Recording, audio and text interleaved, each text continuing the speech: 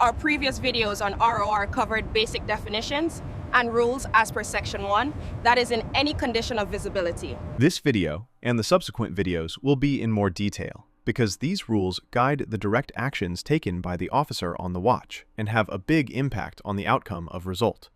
Practically, it will be used most of the time at sea. That means you cannot afford any confusion. The actions taken must be clear and must be executed in time.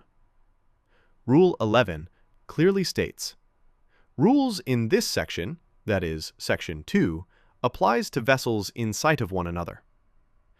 Imagine, you are the duty officer on a large tanker, and you see a target in long-range radar on a collision course, but you still don't see it visually as yet. What will you do? 1.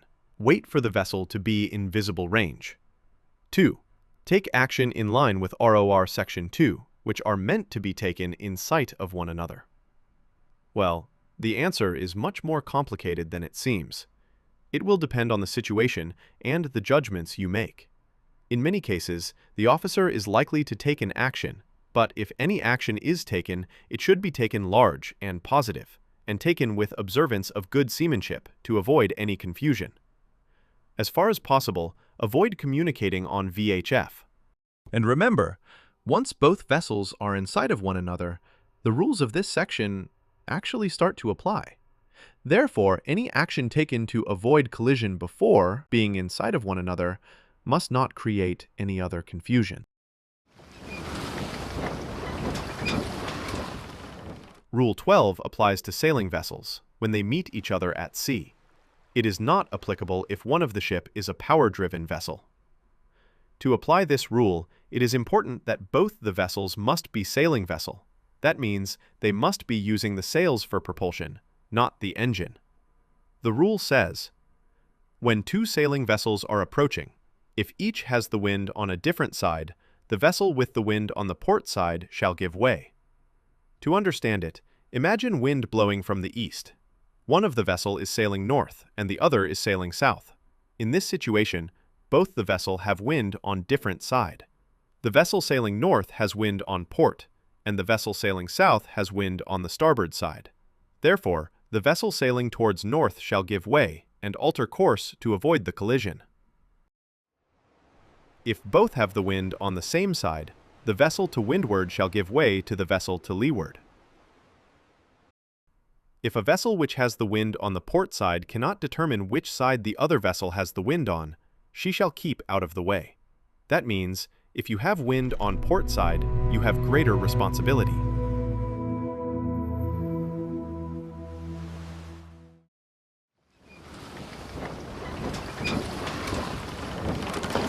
Rule 13 is overtaking. This rule supersedes any other rule in Section 1 and Section 2 of Colregs. That means it is applicable to all the vessels, whether sailing, fishing, restricted ability to maneuver, or not under command. But only when vessels are in sight of one another. It is not applicable in restricted visibility.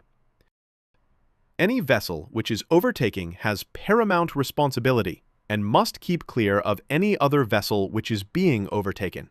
For the purpose of these rules, an overtaking vessel is defined as if it is coming from more than 22.5 degrees abaft the beam of the other vessel. At night, it's comparatively easy to determine if the overtaking situation exists. That is, the overtaking vessel will only see the stern lights of vessel being overtaken. During the day, you need to do some calculation by comparing headings of two vessels. You can also use radar EBL, the electronic bearing line function in radar, to measure the aspect. If you are in doubt whether you are overtaking or not, then assume that you are overtaking and take the responsibility. Once you start overtaking, you remain overtaking until you are completely past and clear of the other vessel. Even if you change some courses and your position later looks like a crossing situation. Rule 14 is head-on situation. This rule applies when two vessels are on a reciprocal or nearly reciprocal courses, creating a risk of collision. In such situations, both vessels must alter their course to starboard to pass safely on the port side of each other. This means that, under rules of the road, Both vessels share equal responsibility to take action and avoid a collision in a head-on situation. At night, a head-on situation can be recognized when both masthead lights are seen in a line or nearly in a line, and both side lights, red and green, are visible at the same time. During the day, the observer needs to carefully watch the aspect of the other vessel. Aspect means the relative direction or angle at which one vessel is seen from the other. Modern ARPA and radar systems can easily detect a potential head-on situation. However, for accurate analysis of another vessel's heading, it is essential that the ARPA speed input is set to speed through water, not speed over ground. Important note: unlike Rule 13, Rule 14 does not override any other rules of Section 1 or Section 2.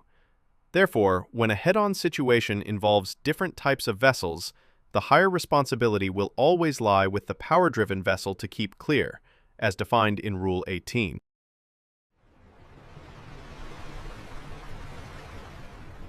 This rule applies when two power-driven vessels are crossing each other's paths, and there is a risk of collision. The vessel which has the other on her starboard side, right side, must give way. That means she should take early and clear action and, as far as possible, avoid crossing ahead of the other vessel. The other vessel is deemed as stand-on vessel, and she should maintain her course and speed, but should be ready to act in case the situation demands. And, as mentioned in Rule 17 of Colregs, the stand-on vessel should avoid altering course to port side in a crossing situation. Rule 16 is actions by give-way vessel. That is, the vessel which is responsible for taking actions as required by Section 2 of the rules. The rule says, the actions taken by give-way vessel must be clear, early, and substantial. That means she should not delay in taking her actions and must not make small alterations, which can further make the situation confusing. The actions by other vessel, that is, the stand-on vessel, is covered in Rule 17. This rule requires the stand-on vessels to keep her course and speed, but when it becomes clear that give-way vessel is not taking any action, the stand-on vessel must act. The rule also clarifies that, if due to any reason the action of give-way vessel alone cannot avoid the collision, the responsibility also lies on stand-on vessel to maneuver the vessel for collision avoidance. The rule specifically says that in a crossing situation, the stand-on vessel should avoid altering course to port. In simpler words, Rule 17 says, keep your course and speed. Let the other one give way. If he doesn't, you take action, but carefully. In a crossing situation, don't turn to port side unless there's no other choice. Rule 18 is responsibility between vessels. This rule explains which type of vessel must keep out of the way of another. In other words, who shall give way to whom. But remember, this rule is not applicable in cases where Rule 9, Rule 10, and Rule 13 are applicable. That is, in narrow channels, traffic separation schemes, and overtaking situations. Also, it is applicable only when in sight of one another.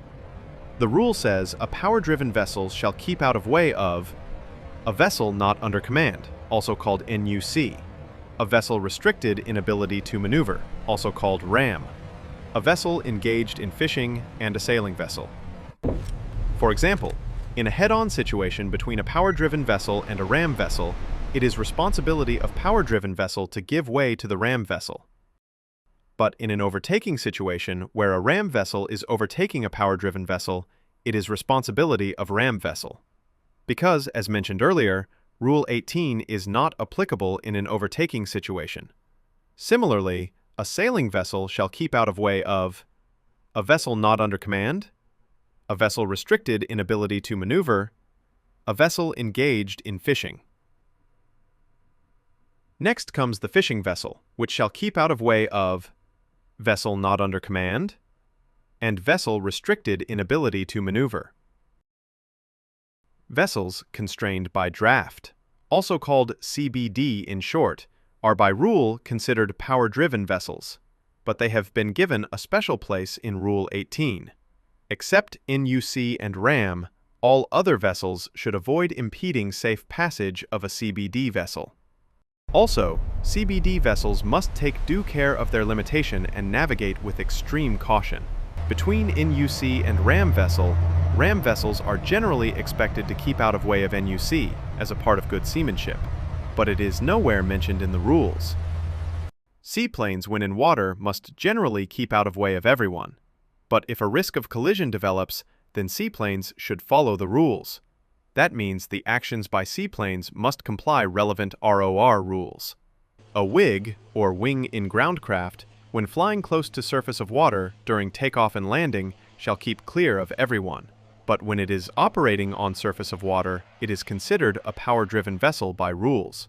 Stay tuned for our next videos for next parts of Rules of Road. Meanwhile, subscribe to our channel and do not forget to click on the bell icon.